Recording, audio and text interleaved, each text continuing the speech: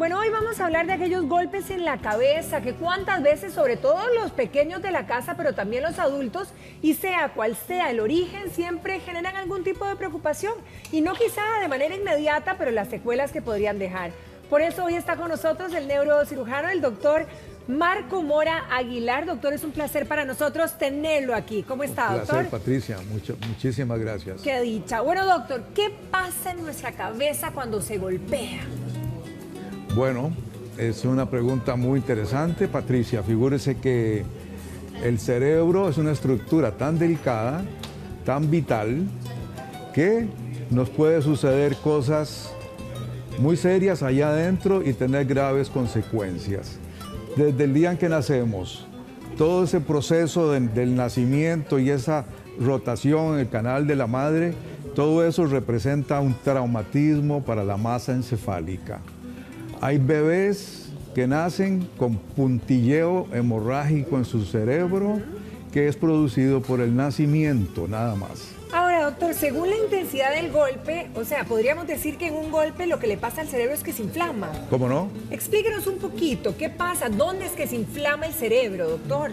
Bueno, depende de la caída, me imagino. De la caída, ajá, de la intensidad del golpe, sí, pero siempre va a haber un impacto, ajá, siempre va a haber un impacto contra una estructura que está inmóvil. Puede suceder que ahí adentro, como hay arterias y hay venas y hay corteza cerebral, sí, aquí tenemos un cerebro que es muy real, prácticamente es una fotografía de un cerebro. De esto, ¿qué es lo que se inflama naturalmente? ¿Qué es lo que puede producir una secuela, doctor, Claro después de haber sí. golpeado el cerebro? Pensemos en la persona que va corriendo y sufre un trauma haciendo deporte. Okay. Si la persona cae de frente, va a tener un golpe aquí en el lóbulo frontal, el cerebro va a tener un movimiento en ese sentido y posiblemente en sentido opuesto también en la parte posterior.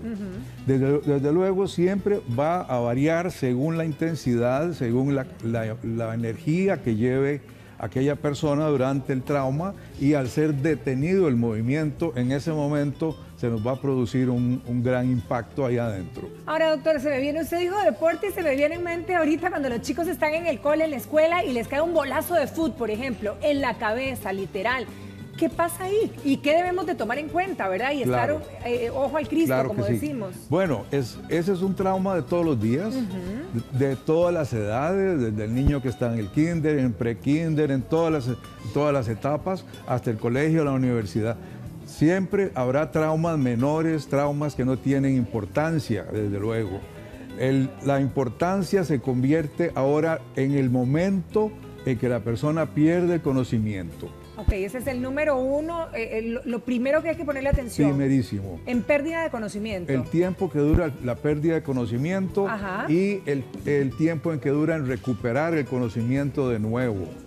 Entre más tiempo dure aquel individuo en recuperar su conocimiento, más gravedad va a tener el tipo de trauma. Cuando pierde el conocimiento, podemos decir que es que se desmayó.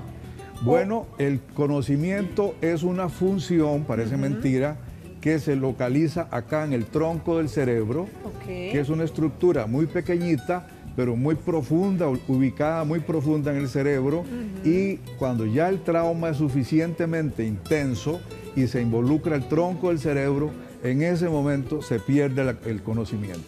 La persona queda inconsciente. En ese momento es definitivo, digamos, llevar asistencia a la persona, y la otra pregunta es, ¿uno debe toquetearlo, tratar de resucitarlo o dejarlo? ¿Qué es lo más conveniente, doctor? Desde luego que va a depender de la gravedad. Una persona que tiene un accidente de tránsito y que va a caer a una carretera, es preferible no movilizarlo demasiado, esperar que venga una ambulancia y gente que sepa movilizar un cuerpo, una persona inconsciente, preferiblemente los profesionales o los paramédicos, los que vengan cruzrojistas, preferiblemente. Vómitos, doctor, porque tras un golpe hemos visto que muchos chiquillos, ¿verdad?, empiezan a vomitar y uno, claro, obviamente en cualquier situación se asusta. Claro, claro. ¿Eso es normal? ¿Eso es lo mejor? ¿O eso nos está alertando de algo? Pues nos está alertando de que hay una gravedad, ya un poquito de intensidad. Okay. Preferiblemente esa persona, ese niño o ese atleta que vomita, llévenlo rápido a un servicio de emergencias. Doctor, bueno, a mí me ha pasado y no sé si a ustedes también allá en casa que en algún momento se nos ha caído un bebé nuestro o una hija y lo primero que le dicen a uno es, no deje que se duerma, no deje que se duerma, por lo menos en las primeras horas. ¿Esto es lo que debe recomendarse? ¿Esto está correcto? ¿Y por qué? Bueno, idealmente el médico que lo valora en emergencias es el que va a decir si debe dejarlo dormir o no.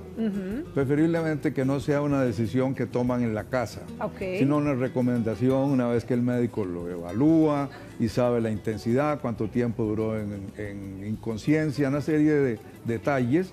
Entonces él va a poder dar una recomendación y decir, déjenlo dormir o tráiganlo mañana o avísenle al médico de cabecera, al médico familia.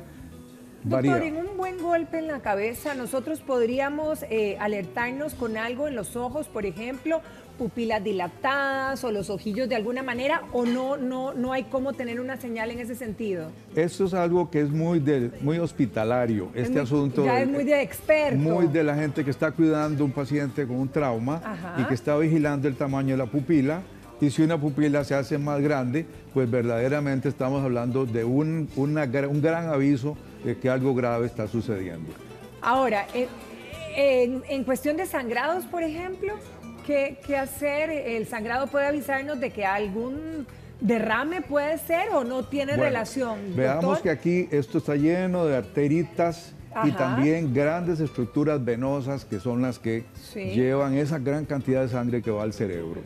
El cerebro, cuando sangra, puede tener pequeños puntos o pequeñas petequias, o puede ser focos ya más grandes de hemorragia que producen presión dentro de la cabeza y eventualmente, si no se atiende, si no se opera, pueden producir hasta la muerte, en el peor de los casos, o serios, graves daños neurológicos en la función intelectual, en la función motora, en lo que es coordinación, etcétera, lo que son las funciones del cerebro. Ahora, doctor, porque de lo que se trata es poder darle herramienta a los padres, pero tampoco alertarlos, ¿verdad? Alarmarlos, más bien. En el caso, por ejemplo, ¿hay alguna diferencia? Por ejemplo, cuando tengo mi bebé y de repente uno lo está cambiando, lo deja ahí un segundo, porque son segundos y de repente se hace, ¿verdad? Vueltita y plucutún se cae de la cama. O un muchachito de 6, 7 años, por ejemplo. ¿Hay algo que me alerte verdaderamente para yo ir hasta el hospital? Bueno, ¿O es verdaderamente clínico que hay que hacerlo? La caída del bebé que da vuelta y se cae de la cama es tamaña caída. Sí. Llévelo al hospital siempre. Ese bebé es preferible llevarlo, examinarlo y controlarlo las siguientes horas y los siguientes días preferiblemente. Muchachito un poquito más grande, ya muchachito de 3 años, 4 años, es un niño muy inquieto siempre. Si vemos que su actividad, su inquietud disminuye, vamos a tener que llevarlo rápidamente a un médico, a un servicio de emergencias. Este niño que siempre es activo y comienza a perder actividad, comienza a vomitar, comienza a quejarse de dolor de cabeza. Todos esos son signos que alertan de que es mejor que lo vea un médico pronto. Y verdaderamente quedar totalmente tranquilos, ¿verdad? Para no tener ninguna secuela posterior. Para no tener secuelas. Desde luego, siempre habrá traumas de tal intensidad que ya la secuela ya está, en ese momento ya está instalada. Perfecto. Doctor, muchísimas gracias. Un placer haberlo tenido aquí en casa. Patricia. Muy amable. Feliz semana, doctor. Igualmente. Nosotros continuamos y saben que con delicias, por supuesto, así que Douglas está listo para mostrarnos.